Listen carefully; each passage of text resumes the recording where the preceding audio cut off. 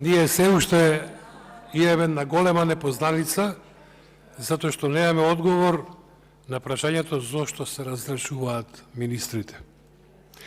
Но кога се прави анализа за остварените активности на власта, се тргнува од тоа дали има успешни или неуспешни проекти и остварени активности. Власта од друга страна, председателе, ве молам ако може да создадете атмосфера и услови за говорење. Мислам дека не сме на улица ниту на пазар, за да се однесуваме на овој начин. Власта преку нејзините пиар активности и медиуми се труди да ги представи работите во розова светлина, дека е успешна и дека се движи во вистинска насока. За жал, оваа констатација не се потврдува, зашто граѓаните секојдневно може да ги согледаат криминалните пропустите и корупцијата што ги продуцира актуелната власт. Сето ова го зборам и понатаму во насока за тоа што сметам дека реконструкција не е потребна. Генератор на кризите во повеќе домени во државата е токму владата, со оглед дека надлежните институции немаат ниту знаење, ниту стручен капацитет за предлагање на развојни модели, од кои ќе се поттикне динамичната компонента за развој на државата. Заради таквите состојби потребни се и пошироки ангажирања и знаење на експерти, научни и стручни институции и на сите кои можат да помогнат за да се обликува развојна и антиинфлаторна програма за надминување на овие кризни состојби. Владата тоа не го сака и не прифаќа мислења кои се различни од нејзините, затоа државата оди во пропаст и ги губи позициите дома, но и во странство. Владата е со нарушен етнички баланс и со тоа го прекршува уставот. Владата е без легитимитет. И како да се работи за монархистички концепт на владење? Затоа очигледните амбиции да се владее без избори, да се наметнуваат решенија кои се само од личен интерес, а на штета на граѓаните и на државата. Тоа е општиот заклучок. Реконструкцијата на владата, што се одбива, е на принципи на пазарење за поделба на пленот, не бара се работи за постколонијално владење со државата. Оттаму се најавуваат на тамошни катастрофални проекти и зафати од екипа која е нестручна и несоодветна за да владее со државата. Факт е дека нема никаква одговорност кај власта, раководителите и институциите под незина контрола. Со сите пропусти и грешки што секојдневно се прават, само се потврдува оценката дека Македонија има најслаба, но алчна влада од незиното основање. Во економијата владата не ги исполни очекувањата за висок раст, за високи плати и подобар стандард на граѓаните. Ги изневери очекувањата и на граѓаните и на компаниите на кои со скромни субвенции се обедуваше да им купи социјален мир и да ги одложи најавените затварања и банкротства заради лошиот економски систем. Оставете ги тие 700 милиони евра кои што цело време ги трубите. Тие не се доволно, затоа што не се доволно токму и оваква ситуацијата која што имаме.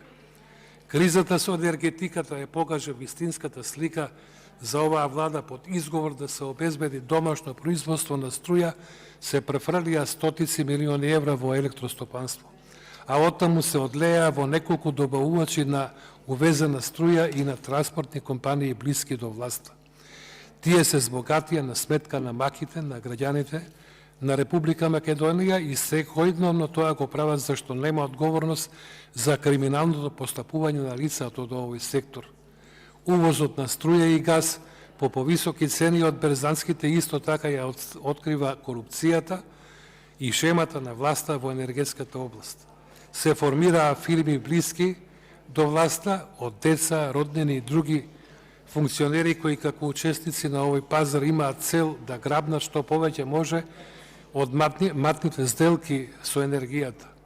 Граѓаните преку покачувањето на цените на струјата, гасот, нафтените деривати беа во улога на спасувач на економијата, но всушност плаќаат за недомачинското работење на власта, која за тоа и се богати.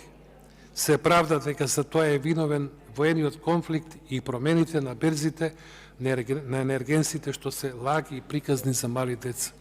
Ќе повторам уште еднаш, пред некој ден го кажав тоа, дека доколку не постоеше воениот конфликт, немаше да има изговор оваа влада за сите ситуации во кои што се наоѓа Македонија. Владата инсистира на пазарни односи во работењето на компаниите, а всушност со директно мешање во тие односи ги нарушуваше и се уште ги пореметува пазарните релации. Во дел таа интервенираше со намалување на маржите и цените, со цел намалување на инфлацијата, во што не успеа, зашто инфлацијата достигна 20%, што е најголем процент од осамостојувањето на државата. Пазарните текови, понудата и побарувачката се пореметени во пошироки регионални рамки, но другите држави се снајдоа многу побрзо и подобро отколку македонската, каде што нарушувањата на пазарот се секојдневни, паѓаат и се стресни, а последиците се видливи на долг рок. Власта донесе најголем буџет со цел да троши од народните пари. Иако не може да собере толку приходи колку што проектира, дека ќе потроши власта со дефицитарното финансирање и со задолжувањето дома и кон странство, се обезбедува комоција на штета на државата и народот. Власта создаде долгови кои идните генерации нема да може да ги покријат.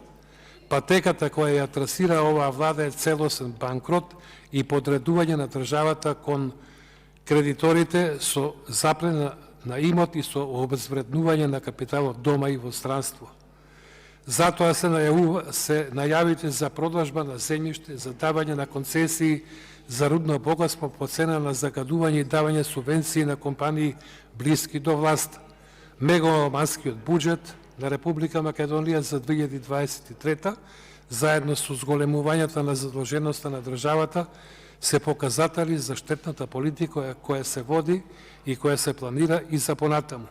Ненавременото издавање на евроврзницата ќе ја чини државата милиони евра штета, а за тоа нема одговорност. Под системот на мултипликација, отсуството на ликвидни средства ќе предизвика дополнителни задолжувања и трошење на скапи финансии на товар на граѓаните и на компаниите. Индикатор за неуспешното работење е инфлацијата која достигна ниво што ги поремите односите во економското работење. Таквата инфлација доведува до воздржување од инвестирање и до ограничување на идните перформанси. Секако најголемите последици доживуваат граѓаните и посебно ранливите групи, како работниците со ниски примања, пензионерите, студентите и останатите.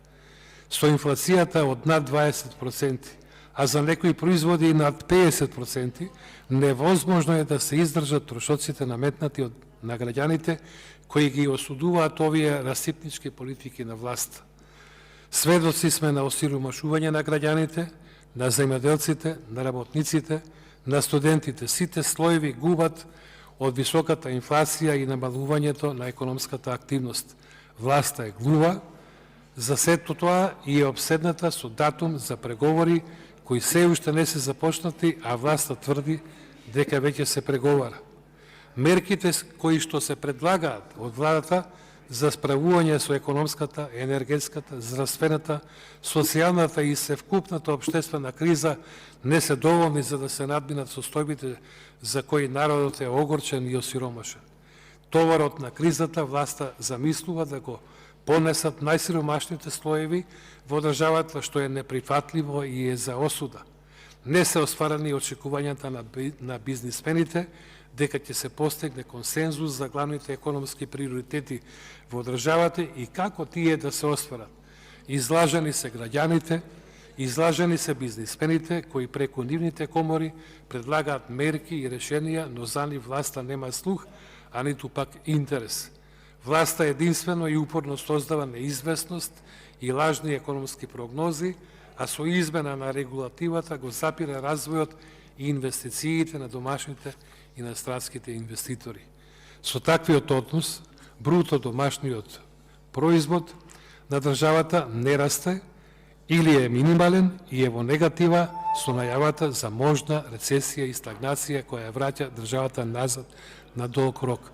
Ова се елементите и аргументите со кој што сметам дека на место за реконструкција треба да се зборува за оставка